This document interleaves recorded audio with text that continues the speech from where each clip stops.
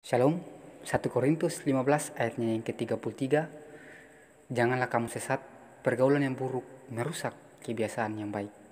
Ada sebuah cerita ya, seorang bapak yang harus pergi ke pasar. Dan ini tidak seperti biasanya.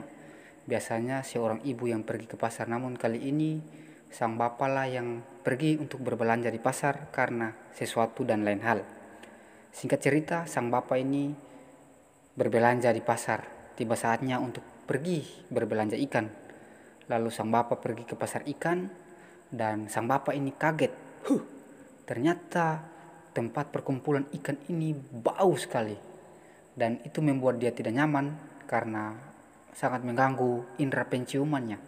Namun di sisi lain, bapak ini harus membeli ikan karena ikan adalah kebutuhan sehari-hari mereka untuk dimakan, untuk dikonsumsi bersama. Mau tidak mau sang bapak harus melawan rasa ketidaknyamanannya karena bau itu. Dan 15-30 menit ya, sang bapak itu heran. Lalu bapak itu berhenti sejenak. Dia kaget, kenapa saya sudah tidak terganggu lagi dengan bau ikan yang seperti awal tadi. Lalu dia berhenti, dia konsentrasi menarik nafas. Ternyata bau ikan itu masih ada.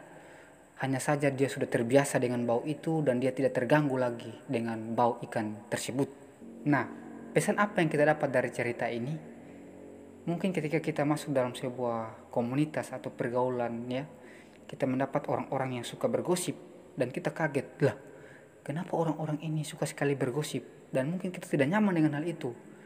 Namun ketika kita bergaul dengan mereka, 1-2 bulan kita bergaul dengan mereka, percaya kita akan menjadi orang-orang seperti mereka, orang-orang yang suka bergosip. Dan kita tidak akan kaget lagi bahwa kita sudah menjadi orang yang suka bergosip.